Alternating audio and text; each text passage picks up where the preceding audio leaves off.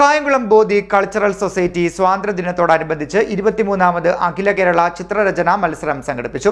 ലോകത്തിലെ ഏറ്റവും വേഗതയേറിയ പെർഫോമിംഗ് ചിത്രകാരൻ ഡോക്ടർ ജിതേഷ് ജി ഉദ്ഘാടനം ചെയ്തു.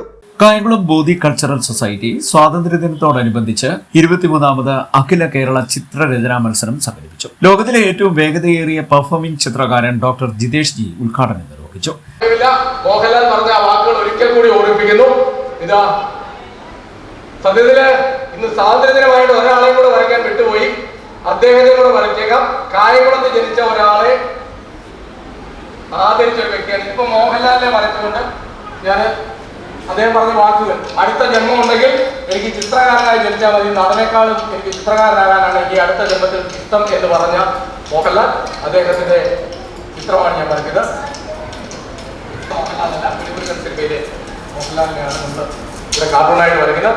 ഇന്ന് സ്വാതന്ത്ര്യ ദിനമായതുകൊണ്ട് ഏതാനും സ്വാതന്ത്ര്യ സമര സേനാനികളെ വരച്ചുകൊണ്ട് അത് വരയ്ക്കുമ്പോൾ കായംകുളത്തേക്ക് വരുമ്പോൾ ഇന്ത്യയുടെ ചരിത്രത്തിൽ ആദ്യമായി ഇന്ത്യയുടെ രാജ്യത്തിന്റെ പരമോന്നത ബഹുമതികളെല്ലാം പത്മശ്രീയും പത്മഭൂഷണും പത്മവിഭൂഷണും ലഭിച്ചത് കായംകുളത്ത് ജനിച്ച ഒരാൾക്കാണ്.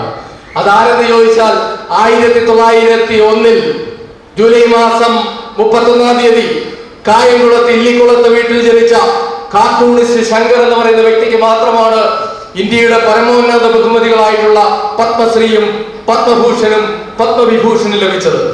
ആ കായംകുളത്തുകാരന്റെ മുന്നിൽ അന്നത്തെ ഇന്ത്യയുടെ പ്രധാനമന്ത്രി 17 വർഷക്കാലം ഇന്ത്യ ഭരിച്ച longest serving prime minister of India Pandit Jawaharlal Nehru അടുത്ത് എന്നിട്ട് പറഞ്ഞു, ഡോണ്ട് സ്പെയർ മീ ശങ്കർ, എന്നെ വെറുതെ വിടരുത്, എന്നെ വരച്ചുകൊണ്ടേയിരിക്കണമെന്ന്.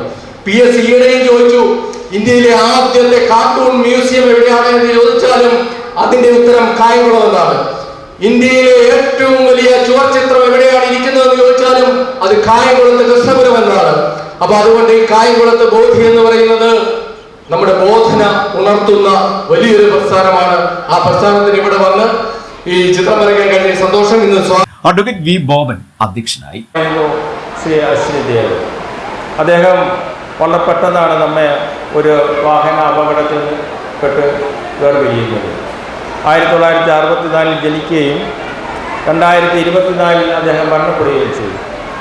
അദ്ദേഹം വളരെ പ്രശസ്തമായ ഒരു കുടുംബാംഗമായിരുന്നു. വാർണപ്പള്ളി കുടുംബത്തിലെ കലാക്ഷേത്രം ദിവാകരപ്പണിക്കയുടെ മകനാണ്. പൊതുപ്രവർത്തനത്തിൽ കായംകുളത്ത് നിറഞ്ഞു നിന്നു. അതുപോലെ തന്നെ 2 പ്രാവശ്യം കായംകുളം മുനിസിപ്പൽ കൗൺസിലറായി, BJPയുടെ സാംസ്കാരിക സംസ്ഥാന നേതാവായി, ABVPയുടെയും BJPയുടെയും ഒക്കെ ഉന്നത ബന്ധങ്ങളുള്ള നല്ല രാഷ്ട്രീയ പ്രവർത്തകനായി കായംകുളത്ത് പ്രവർത്തിച്ചു വരികയാണ്. അദ്ദേഹം തന്നെ വേർപിരിയുന്നത് വളരെയേറെ ദുഃഖമായിരുന്നു BJPയുടെ പ്രവർത്തകർക്കും ഈ നാടിനും ഉണ്ടായിരുന്നത്. Secretary Kumbalath Madhukumar, convener N Sreeranjan, MK Azad, advocate Joseph John, P Pradeep Lal, B Sheela, K Jayaram, Bindu Ragasudha എന്നിവർ സംസാരിച്ചു.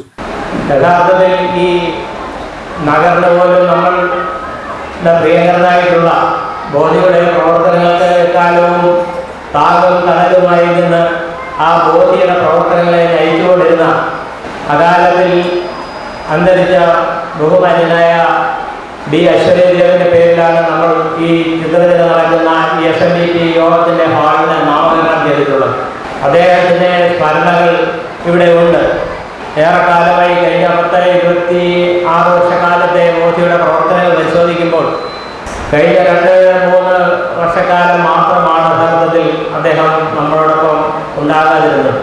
LP, UP, high school, higher secondary വിഭാഗങ്ങളിലാണ് മത്സരങ്ങൾ നടന്നത്. 200ഓളം കുട്ടികൾ മത്സരത്തിൽ പങ്കെടുത്തു. CD net news, Kayamkulam.